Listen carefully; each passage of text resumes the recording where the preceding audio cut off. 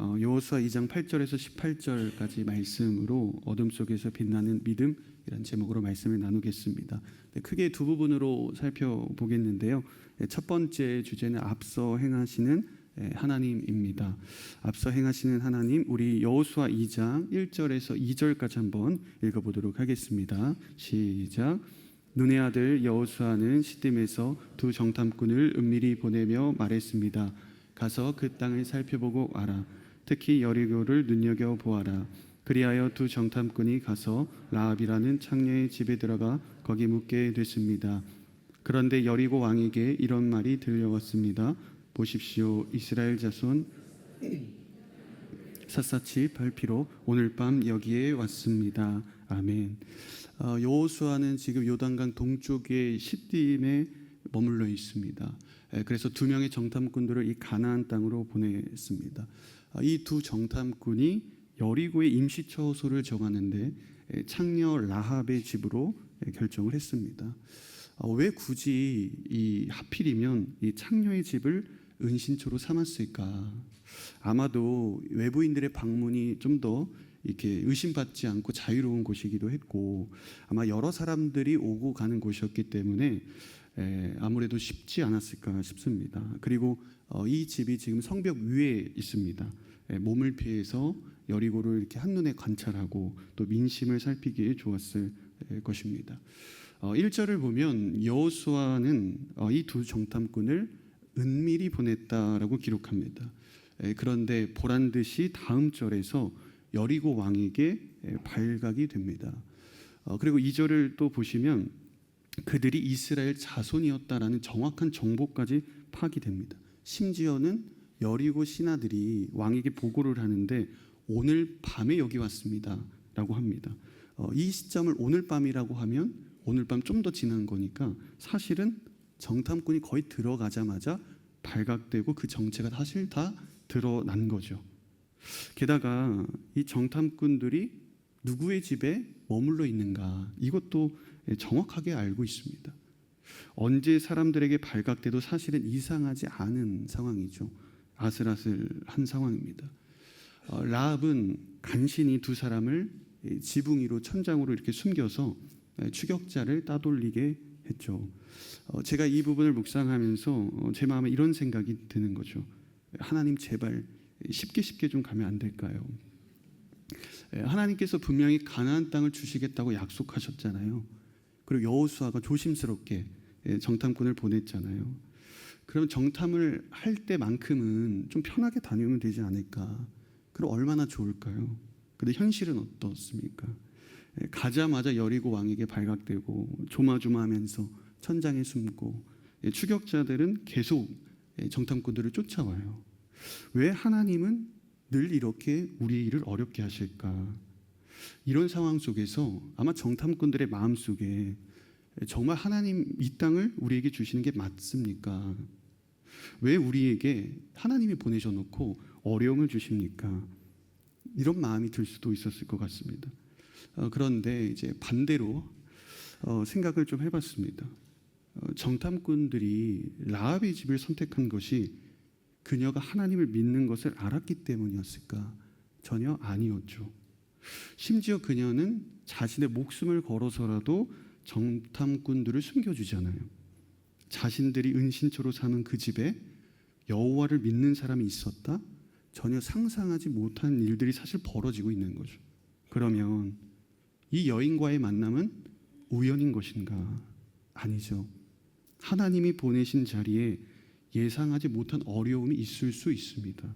그러나 그곳에 하나님이 준비하시고 예비하신 사람이 있다면, 그 사람의 도움을 받고 있다면 그것은 우연이 아니라 하나님의 계획인 것입니다. 그래서 하나님께서 지금 정탐꾼과 라합을 만나게 하셨어요. 여러분, 만일 이 정탐꾼과 이 라합이 만나지 않았다고 한번 생각을 해보세요. 이스라엘이 여리고를 들어가는데 정탐하지 않고 바로 전쟁으로 돌격합니다. 또는 정탐꾼들이 가긴 갔는데 대충 그냥 보고 편하게 놀다가 와요. 그러면 어떻게 될까요? 라합은 구원을 못 받는 거예요. 이스라엘은 지금 그녀의 믿음을 확인할 수 없습니다. 사랑하는 성도 여러분, 우리가 하나님의 길을 가면서 편한 길을 찾지 않기를 바랍니다. 하나님의 일을 하면서 우리가 쉽게 가려고 해서는 안 되는 거예요. 가끔 이렇게 불만을 가질 때가 있죠. 하나님께서 왜 나에게 그 일을 맡기셨으면서 내가 쉽고 편하게 하도록 하시지 않습니까? 왜 어렵게 자꾸만 진행하게 하십니까? 그러나 하나님은 다 이유가 있으신 거예요. 하나님의 더 큰 계획 속에서 주님께서 이루고자 하시는 분명한 목적이 있습니다. 결정적으로 오늘 본문을 보면 한 영혼을 구원하시기 위해서인 거예요.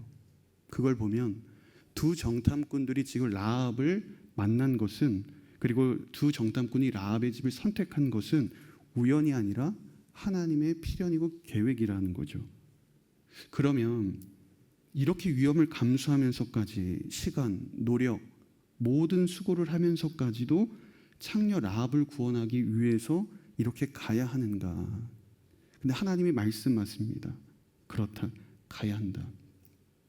요즘 아웃리치 시즌을 보내고 있죠. 이렇게 모든 공동체 다락방 부서마다 은혜 간증들이 많은 것 같아서 또 많이 듣고 있어서 참 감사한 마음이 듭니다. 하나님께서는 단 한 사람이라도 구원받아야 할 사람이 있다면, 그 영혼이 있다면 우리를 보내십니다. 시간과 노력과 물질 모든 것을 쏟아 부어서라도 하나님의 손길이 필요한 가정이 있다면 우리를 파송하세요. 그래서 우리가 아웃리치든 선교든 우리가 하나님께 드리는 이 시간을 아까워하시면 안 됩니다. 손해라고 생각하시면 안 돼요. 하나님께서 여기 계신 모든 분들에게 각자의 라합에게로 보내실 것입니다. 그때 믿음으로 순종하시기를 축복합니다. 어려움이 있더라도 포기하지 않기를 바랍니다. 그러면 하나님의 놀라운 구원의 역사가 우리를 통해 그곳에 임하게 될 줄로 믿습니다. 우리 8절에서 10절 계속 읽어보겠습니다. 시작. 정탐꾼들이 잠자리에 눕기 전에 라합이 지붕 위로 올라가 그들에게 말했습니다. 나는 여호와께서 이 땅을 그에 대한 두려움이 당신들 때문에 간담이 서늘해져 있습니다. 당신들이 이집트에서 나올 때 여호와께서 당신들을 위해 어떻게 홍해의 물을 말리셨는지, 당신들이 요단강 건너편 아모리 사람의 두 왕 시온과 옥을 어떻게 진멸시켰는지에 대해 우리가 들었습니다. 아멘. 라합은 여호와 하나님에 대한 정보를 정확하게 알고 있어요. 그래서 믿음으로 고백하죠. 크게 세 가지입니다. 첫 번째가 여호와께서 이스라엘에게 가나안 땅을 주셨다는 사실을 알고 있고, 두 번째가 여호와께서 홍해 바다를 가르시고 이집트에서 백성들을 구원하셨다는 사실, 그리고 세 번째 여호와께서 이방 민족들을 진멸하셨다라는 세 가지의 소식을, 정확한 정보를 라합이 듣고 있고 알고 있습니다. 아니, 어떻게 이방 여인인 라합이 이렇게도 정확하게 하나님에 대해 알고 있을까? 그러면서 더욱 놀라운 사실은 하나님에 관한 소식이 이스라엘 백성들이라는 사람들보다 더 먼저 가나안에 들어갔다는 거죠. 지금 이스라엘 사람들이 가나안에 들어가서 하나님을 소개한 게 아니잖아요. 이미 여리고 사람들이 하나님을 알고 있고 소식을 듣고 있는 거죠. 무슨 의미일까요? 하나님께서는 이미 이스라엘이 가나안에 들어가기 전에 앞서서 들어가셨다는 거죠. 하나님께서 백성들의 길을 이미 예비하신 거예요. 하나님께서는 우리를 절대로 혼자 보내시지 않으십니다. 우리에게 길을 개척하라고 말씀하시지 않아요. 앞에 내가 열어놓은 길을 너희가 따라오라고만 말씀하시죠. 여리고성에 이미 하나님의 소식을 듣고 구원받은 백성이 있을 것이다. 이것을 누가 상상할 수 있었겠습니까? 그것도 사람이 들어가기 전에 하나님의 구원 소식을 이미 그들이 듣고 있을 것이다. 누가 알았겠습니까? 여러분, 우리 주님은 앞서 가시는 하나님이시고 미리 준비하시는 하나님이신 줄로 믿습니다. 우리는 종종 구원의 문이 닫혔다고 생각할 때가 있죠. 도저히 방법이 없다고 간주하죠. 우리나라 기독교 초기에 외국 선교사님들이 조선에 와서 가장 깜짝 놀란 사실이 있어요. 조선 땅에 와 보니까 이미 한글로 번역된 성경이 들어와 있는 거예요. 사람들이 말씀을 이미 읽고 있고 믿음을 가진 성도들이 보이는 거죠. 최초의 한글 성경은 만주에서 로스 선교사님과 상인들에 의해서 조선 상인들에 의해서 번역됐거든요. 그러니까 성경이 선교사님들보다 더 먼저 한국 땅에 상륙한 거예요. 그러니까 조선의 기독교의 문이 닫혀 있으니까 하나님께서 성경을 먼저 우리나라에 들어오게 하신 거죠. 새로운 구원의 문을 열어 가셨습니다. 제가 3년 전에 이스라엘 옆에 있는 그 요르단의 아웃리치를 다녀왔습니다. 그 무슬림 지역이다 보니까 그 아무래도 직접적인 복음 전파는 좀 어려운 지역이에요. 그래서 주로 친구를 맺고 한국 문화를 소개하고 이렇게 가까워지는 이런 사역들을 했습니다. 그런데 제 개인적으로는 이제 인솔자로서 아쉬운 거예요. 그 팀이 활동하는 이 동안에 그래도 이제 팀원들이 직접적 구원의 열매도 보고 뭐 이랬으면 좋겠다는 마음이 드는 거죠. 어쨌든 그렇게 은혜롭게 잘 마무리를 하고 한국에 왔어요. 근데 몇 달 지나서 우연히 이제 양재 온누리교회에서 선교사님을 이렇게 만났어요. 그러면서 하시는 말씀이 그때 팀원들에게 참 감사합니다. 저희가 다녀간 뒤에 놀라운 일이 많이 일어났습니다. 이렇게 얘기하시더라고요. 한 번은 이 선교사님이 이제 어느 한 가정에 들려서 예수님의 이야기를 살짝 꺼내셨나 봐요. 그런데 여전히 역시나 반응이 시큰둥한 거죠. 그런데 그 다음 날 그 집에 아버지가 연락이 왔대요. 그래서 무슨 일인가 봤더니 선교사님이 다녀간 뒤에 자기 딸이 꿈을 꿨는데 예수님이 나왔다는 거예요. 그런데 예수님을 그렇게 믿게 됐고 만나게 되었다. 그래서 그동안 딸이 여러 번 자살 시도하고 우울증에 걸렸는데 완전히 치유가 됐습니다. 그래서 이 아버지가 자기 딸이 예수님을 만나고 완전하게 치유된 것을 보고 온 가족이 다 이 예수님을 영접하게 되었어요. 그러니까 하나님께서 그 가정의 꿈을 통해 역사하신 거죠. 선교사님이 이제 저를 보자마자 이 간증을 하시더라고요. 그래서 제가 이제 이후에 이슬람 선교에 대한 최근의 책들을 보니까 실제로 지금 이슬람 지역에서 25%는 꿈과 환상을 통해 예수님을 만나고 회심하고 있다는 거예요. 어떤 마을은 심지어 80%까지도 있다고 합니다. 제가 이걸 보면서 하나님은 어떤 방식으로도 구원의 문을 여신다. 한쪽 문을 하나님께서는 우리 한쪽 문이 닫히면 반대쪽 문을 여시는 분이시다. 사랑하는 성도 여러분, 하나님 앞에서 구원의 닫힌 문은 없습니다. 아직 돌아오지 않는 부모님, 남편, 아내, 자녀, 그들에게 여전히 구원의 문이 열려 있습니다. 내가 생각하는 방식대로 열려 있지 않은 것이지 하나님은 지금도 놀라운 방법으로 일하고 계심을 믿습니다.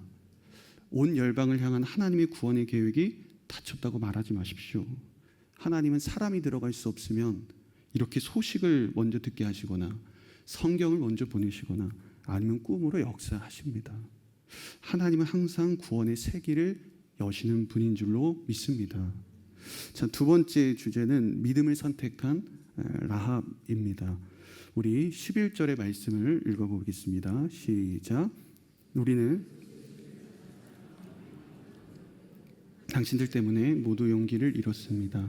당신들의 하나님 여호와는 위로는 하늘과 아래로는 땅의 하나님이시기 때문입니다. 아멘. 여리고 백성들이 하나님에 관한 소식만 들었는데도 두려움에 떨고 있어요. 그래서 9절과 11절의 내용을 여러분 보시면 사람들이 두려움에 사로잡혀 있고 간담이 서늘해져 있다. 모두가 다 용기를 잃어버렸다라고 이야기합니다. 저는 여기서 이런 질문이 들더라고요.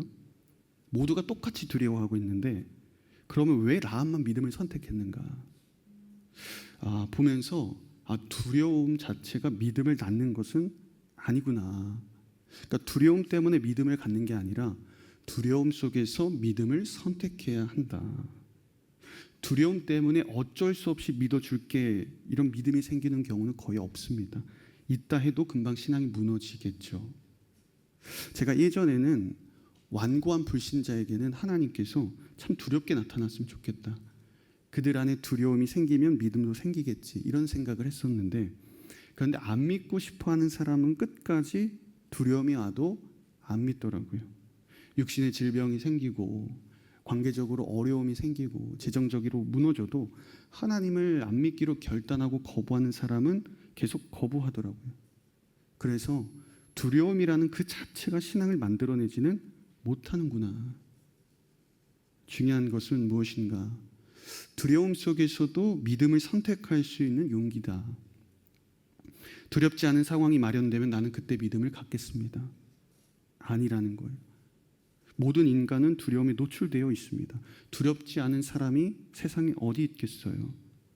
사람이 경험할 수 있는 최고의 두려움은 알 수 없는 미래라고 하죠. 신앙을 선택할 때 오는 사람들의 박해들, 가족의 박해들이 있을 수도 있고, 나의 생각과 가치관과 나의 습관들을 다 버려야 된다는 사실일 수도 있고, 교회를 다니면서 포기해야 하는 재정적 손실들이 있을 수 있죠. 다 두려운 거죠. 그러면 모든 두려움이 다 사라지고 해결되면 우리는 믿음이 더 성장하고 선택할까? 그것도 아니죠. 모든 두려움이 사라지지도 않겠지만 사라져도 우리는 그 상황에 맞게 믿음을 선택하지 아마 않을 거예요. 그러면 라합과 다른 가나안 사람들의 차이는 무엇인가? 두려움이 모두가 공유되고 있는데 왜 그중 한 사람만 믿음을 선택했는가? 여리고 사람들을 보니까 하나님을 구원자로 생각하지 않고 정복자로 생각했기 때문이더라고요. 반면에 라합은 하나님을 구원자로 고백했습니다. 오늘 예배 드리시는 분들 중에 억지로 끌려오신 분도 계실 수 있고, 또 오랜만에 가볼까 해서 한번 오신 분도 있으실 거예요. 아니면 어떤 분은 교회 입구까지 가족을 데려다주고 집으로 돌아가신 분도 계실 수 있어요. 일반적으로 우리가 이분들은 하나님을 몰라서 주님께 나아가지 않는다 생각하실 수 있겠지만 사실은 정반대입니다. 하나님에 대한 지식이 없어서가 아니라 하나님이 누구신지 사실은 알아서예요. 다만 하나님을 구원자가 아니라 정복자로 생각하는 거죠. 하나님께 나아가면 거룩해야 할 것 같거든요. 내가 좋아하는 취미, 오락, 운동 이렇게 다 포기해야 할 것 같은 마음이 들죠. 그러니까 하나님이 내 삶에 개입하시면 내 인생이 복잡해질 것 같은 거예요. 지금까지 내가 살아온 삶의 방식이 있는데 그것을 바꿔야 하니까 힘이 드는 거죠. 하나님이 좋은 분은 알겠어요. 하나님 몰라서가 아니라 하나님을 적당히 알아서인 겁니다. 그런데 하나님은 우리의 삶을 정복하시기 위해 오신 게 아니죠. 우리를 척박하려고 오신 목적이 아닙니다. 주님은 우리를 자유하기 위해서 구원하시기 위해 오셨습니다. 하나님 안에 진정한 믿음을 갖게 된다면 우리는 참된 자유를 누리게 될 것입니다. 그래서 거룩을 선택해야 된다는 부담감이 아니라 거룩을 선택할 수밖에 없는 기쁨을 주시는 거예요. 여러분, 두려움으로 인해서 적당한 선에서 믿음의 걸음을 멈추지 마시고 두려움 속에서도 믿음을 선택하며 걸어갈 수 있는 저와 여러분들이 되시기를 주의 이름으로 축복합니다. 오늘 라합의 모습을 보면서 한편으로 이런 생각이 들 수도 있죠. 이 여인은 여리고성의 반역자다. 그러니까 여리고 주민이 볼 때는 라합이 배신자일 수 있는 거죠. 그런데 지금 이 가나안 정복 전쟁이 무엇과 무엇의 싸움이에요? 민족과 민족의 싸움일까요? 그렇다면 라합은 반역자가 맞죠. 하지만 이 전쟁은 민족과 민족과 인종과 인종과 나라와 나라의 대결이 아니라 의와 불의의 싸움인 겁니다. 하나님께서 가나안 민족을 이유 없이 징계하는 것이 아니라 그들의 죄악이 가득 찼다라고 말씀하셨잖아요. 우리가 인생을 살아가면서 우리는 절대 다수의 불의 속에서 나 혼자 의를 선택해야 하는 상황이 여러분들의 삶 가운데 올 수 있습니다. 그때는 혈연도, 지연도, 학연도 이런 관계들도 끊어내야 할 수도 있어요. 우리의 전쟁은 사람이 아니라 하나님 앞에서 옳고 그름의 싸움이기 때문입니다. 물론 의를 향한 선택이 나에게 세상적으로 불이익이 올 수 있어요. 사람들이 나를 미워할 수 있고 오해받을 수 있습니다. 오해를 할 수 있습니다. 그렇지만 옳은 일, 의를 선택하셔야 합니다. 흔들리시면 안 되는 것입니다. 사람들의 요구에 순응하려고 하나님의 정의를 회피하는 선택은 안 되는 것입니다. 진정한 그래서 영적 전쟁은 나라와 나라, 민족과 민족의 대결이 아니라 진리의 편에 서는 사람과 진리를 거부하는 자 두 부류인 거예요. 절대 다수의 불의 속에서 의를 선택한다는 것 어려운 일이죠. 엄청난 용기가 필요합니다. 그러나 그 믿음을 선택할 때 하나님은 반드시 놀라운 은혜로 보상으로 갚아주십니다. 하나님께서 옳은 일을 선택한 라합을 통해 이스라엘의 새 시대를 열었던 것처럼 하나님은 우리가 의를 붙잡는 용기를 통해서 새로운 하나님의 역사에 우리를 동참시켜 주실 것입니다. 자, 우리 12절에서 14절까지 읽어보겠습니다. 시작. 이제 여호와를 두고 내게 맹세해 주십시오. 신들에게 자비를 베풀었으니 당신들도 자비를 베풀어 주십시오. 그리고 내게 확실한 징표를 주십시오. 내 범죄를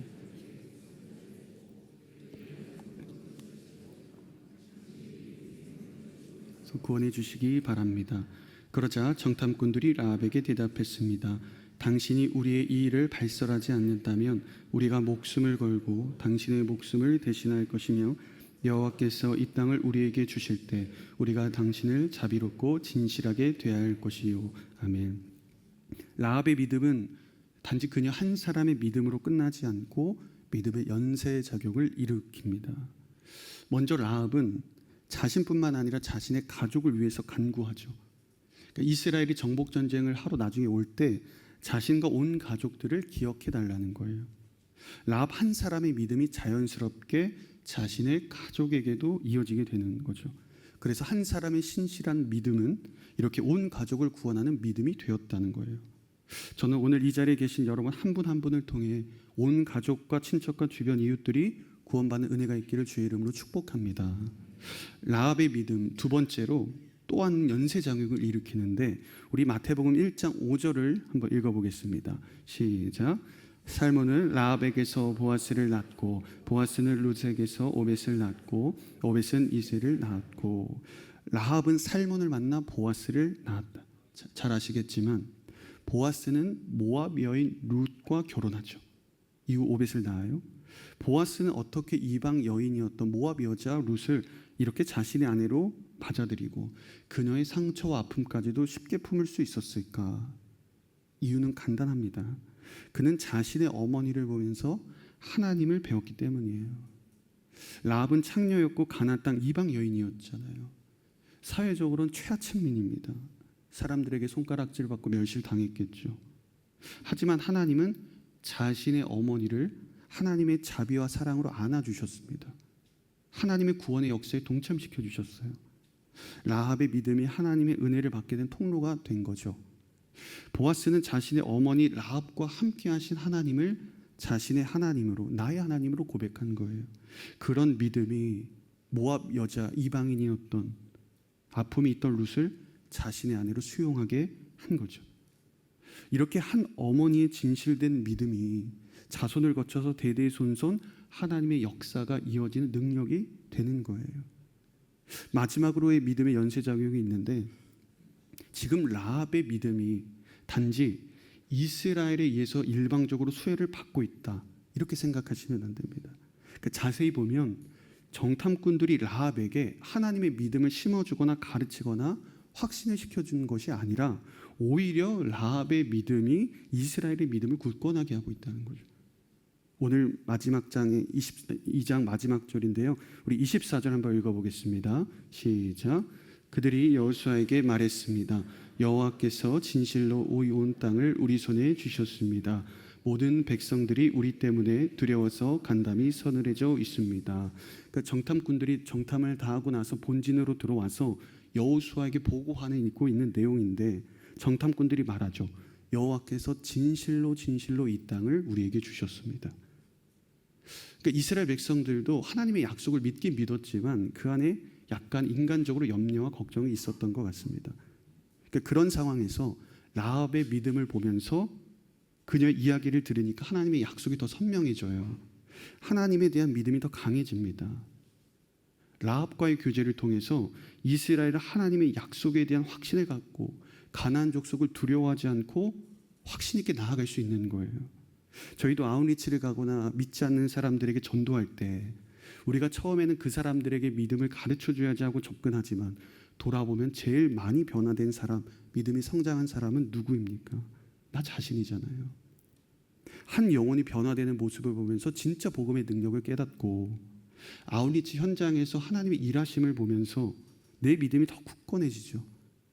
때로는 1대1을 하거나 새신자가 나눔을 할 때도 도리어 본인 자신이 더 도전받고 신앙적으로 성장하고 믿음을 점검할 때가 많잖아요. 이것을 보면은 참 믿음에는 계급이 없는 것 같습니다. 믿음은 서로가 서로에게 끊임없이 선순환을 일으키며 연쇄작용을 닫습니다. 이것을 보면서 왜 하나님께서 정탐꾼들과 라합을 만나게 하셨는지 알게 되는 거예요. 라합 한 사람의 믿음만을 위한 것이 아니라 사실은 이스라엘 모두의 믿음을 위한 일이었다는 거예요. 하나님의 놀라운 계획이신 거죠. 자, 우리 마지막으로 15절에서 18절까지 계속 읽어보겠습니다. 시작.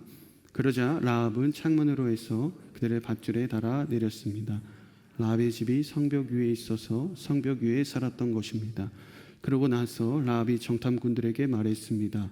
산속으로 들어가서 추격자들과 마주치지 않게 하십시오. 거기에서 추격자들이 들어갈 때까지 3일 동안 숨어 있다가 그 후에 당신들의 길을 가시면 됩니다. 그 사람들이 라합에게 말했습니다. 우리와 맺을 이 맹세를 우리가 지키는 데는 조건이 있어. 우리가 이 땅에 들어올 때 우리를 내려보낸 이 창문에 붉은 줄을 메어 놓아야 할 것이요. 또 당신 부모와 당신의 형제자매와 집안 모두를 당신 집으로 모이게 해야 할 것이요. 이제 정탐꾼들과 라합이 서약을 하죠. 그래서 이스라엘이 다시 들어올 때 그녀의 가족을 살려주겠다. 근데 조건이 있어요. 집 창문에 붉은 줄을 메어 놓아야 합니다. 그리고 가족들을 다 불러 모아야 돼요. 그 안에 마치 애굽에서 어린 양의 피를 문설주에 바른 집들에게 그 심판이 넘어갔듯이 붉은 줄을 메어 놓으면 그 집은 심판하지 않겠다고 이야기하고 서약하는 거죠. 제가 여기서 한 가지 주목한 부분이 있습니다. 21절을 보면은 오늘 보면 라합이 곧바로 창문에 붉은 줄을 메어 놓습니다. 제가 붉은 줄을 메어 놓는 이 라합의 모습을 이렇게 계속 묵상하게 되더라고요. 이때 라합의 마음은 어땠을까? 그리고 왜 이렇게 빨리 붉은 줄을 내놓았을까? 사실 16절을 보면 라합이 정탐꾼들에게 3일간 숨어 있다고 돌아가라고 이야기를 하거든요. 그러면 최소 3일 뒤에 해도 되는 거잖아요. 당장의 정복 전쟁이 일어나는 건 아니니까요.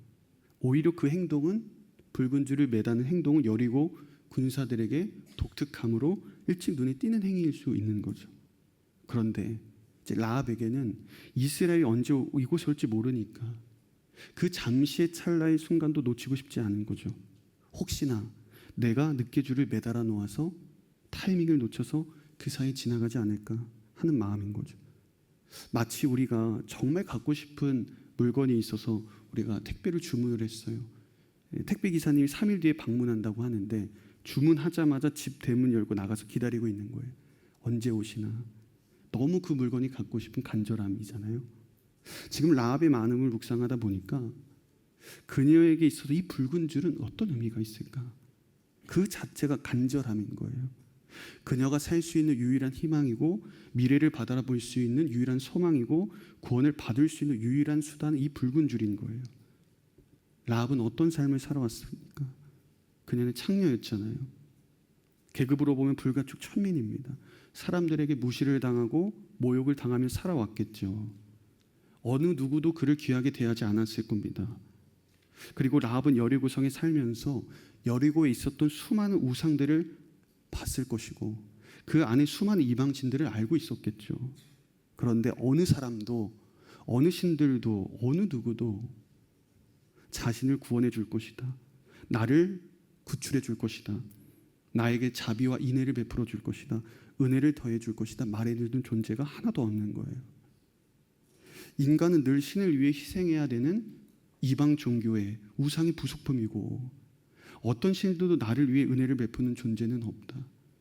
나 같은 사람을 지켜줄 존재는 하나도 없다. 이렇게 라합이 생각하고 배운 거죠. 그런데 어느 날 오늘 우리가 읽었던 본문 9절에서 11절처럼 하나님에 대한 소식을 듣게 되는 거예요. 여호와가 오히려 신이 이스라엘에게 위해서 땅을 주시겠다는 거예요. 피조물인 백성들을 위해서 홍해 바다를 가르셨다는 거예요. 자신의 백성을 지키기 위해 이방 민족들을 멸절시키셨다는 거죠. 아, 여호와 하나님은 자신의 백성들을 위해 일하시는 분이구나. 하늘과 땅을 창조하신 하나님만이 나를 구원하실 수 있는 것이구나. 비참한 나의 인생을 건지실 분은 오직 여호와 하나님밖에 없습니다.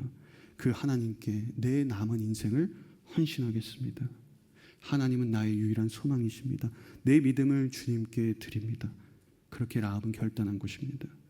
바로 이 모든 고백이 이 붉은 줄 안에 다 담겨 있는 거예요. 사랑하는 성도 여러분, 우리 인생의 유일한 붉은 줄은 오직 하나님이십니다. 예수 그리스도만이 우리의 유일한 희망이요 소망이요 구원이십니다. 여러분들이 현재 어떤 어려움과 고난 속에 있을지라도 붉은 줄 되시는 예수 그리스도를 붙잡을 때 우리 인생의 구원이 임하게 될 것입니다. 어둠이 짙을수록 빛은 더 밝게 빛이 나기 마련이죠. 라합의 믿음은 그 시대가 너무도 어두웠기에 그 한 사람의 믿음이 더 밝게 빛날 수 있었습니다. 비록 오늘을 우리가 살아가지만 이 현실도 칠흑 같은 어두운 시대이지만, 그러나 반대로 보면 여러분들의 믿음이 더 밝게 빛나는 시기가 되기도 하는 것입니다. 어두움 속에서도 믿음을 선택할 수 있는 저와 여러분들이 되시기를 주님의 이름으로 축복합니다. 우리 시간 함께 찬양하며 나아가겠습니다.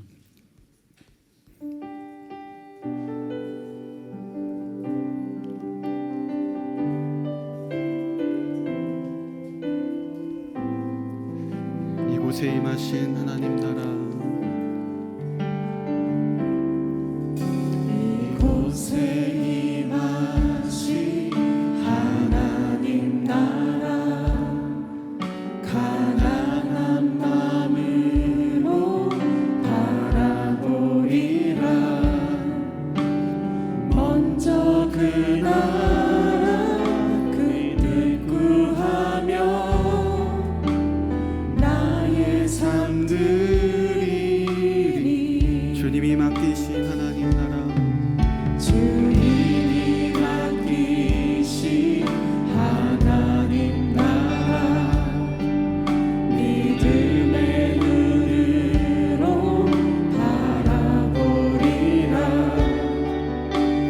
하늘의 뜻이 이 땅 가운데 완성될 그날까지 믿음 다하여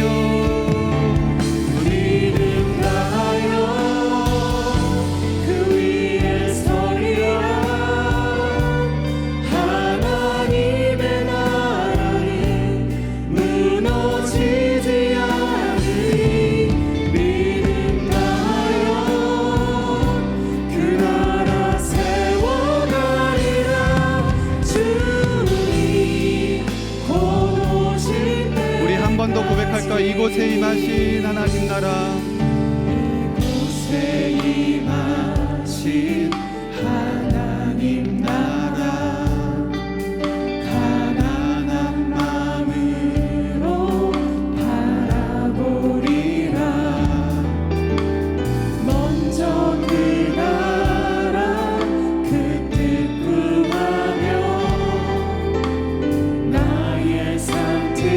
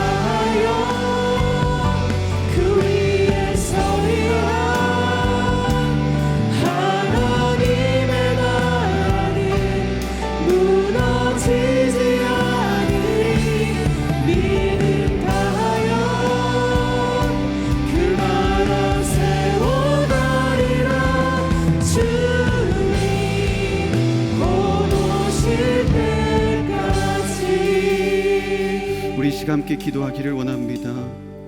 사랑하는 성도 여러분, 라합은 어둠의 시대 속에서 무너져가는 타락한 여리고 속에서 유일하게 믿음을 붙잡은 여인이었습니다. 모두가 두려움에 빠져 이만 있을 때 그녀만이 두려움 속에서 믿음을 선택했습니다. 모두가 불의한 이 시대 속에서 두려움을 넘어 믿음을 선택하고 하나님께서 이 땅 가운데 이루실 그 믿음으로 눈을 바라보았습니다. 하나님을 보았습니다. 하나님, 오늘 우리에게 믿음을 선택할 수 있는 용기를 주옵소서. 하나님의 약속을 선명하게 붙잡는 믿음을 더하여 주옵소서. 항상 우리보다 앞서가시며 우리를 위해 일하시는 하나님께 주목하게 하여 주시고, 오늘 우리의 믿음을 다시 한번 붙잡고 장차 약속을 이루실 그 하나님의 놀라운 약속을 붙들고 믿음의 빛을 들고 세상을 밝히며 나아가게 하여 주옵소서. 우리 시간 주여 한번 외치고 기도하며 나아가겠습니다. 주여,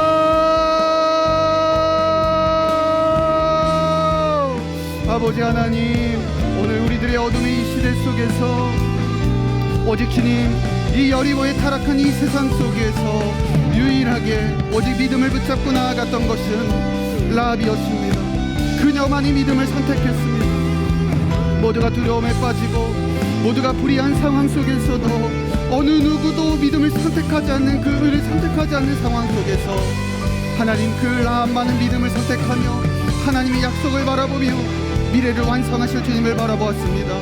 하나님 아버지, 오늘 우리들의 약속의 그 믿음을 더 선명하게 붙잡게 하여 주시고 우리보다 항상 앞서가시고 우리를 위하여 일하시며 하나님 앞에서 우리를 위하여 일하시고 우리를 통하여 말씀하신 하나님을 향한 믿음을 우리가 다시 한번 붙잡게 하여 주시고, 사랑하는 하나님, 오늘 우리와 함께 하시며 동행하시며 앞서가시며 모든 것을 예비하시는 그 하나님, 우리가 주님을 바라보며 우리와 동행하며 믿음으로 걸어가는 우리들의 모든 삶의 여정 가운데 오직 주님을 바라보며 믿음을 선택할 수 있는 아버지 라합의 믿음처럼 오늘 우리를 향한 오직 진실된 그 믿음을 향하여 예수 그리스도를 붙잡고 참된 붉은 줄이 되시는 예수 그리스도를 붙들고 믿음으로 걸어갈 수 있는 우리들의 모든 삶이 되게 하여 주옵소서.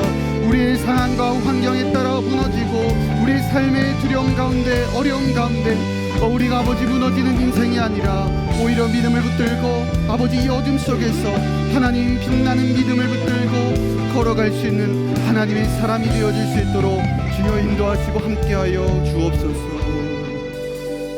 하나님 아버지, 모두가 불의한 상황 속에서 절망과 좌절과 타락 속에 있는 이 두려움이 가득한 이 시대 속에서 오직 라합만이 믿음을 붙잡고 하나님이 완성할 그 나라를 바라보며 믿음을 선택했습니다. 하나님, 오늘 우리가 걸어간 그 길 가운데 때로는 우리가 원하지 않는 상황과 예기치 않는 두려움이 있을지 모르지만 그러나 믿음을 선택할 수 있는 용기로 함께하여 주시고 하나님의 약속을 더 선명하게 붙잡는 그 믿음을 더하여 주옵소서. 하나님은 항상 우리보다 앞서 가시며 우리를 위해 길을 예비하시는 분이십니다. 그 하나님을 주목하며 오늘 우리의 믿음을 다시 한번 부여잡고 우리의 참된 붉은 줄 되시던 예수 그리스도를 붙잡고 우리의 참된 소망 되신 예수 그리스도를 바라보며 믿음의 빛을 밝히고 나아가는 이 자리에 모인 모든 성도들이 될 수 있도록 인도하여 주시옵소서. 그렇게 행하실 주님을 찬양하며 이 모든 말씀 살아계신 예수님의 이름으로 기도합니다. 아멘.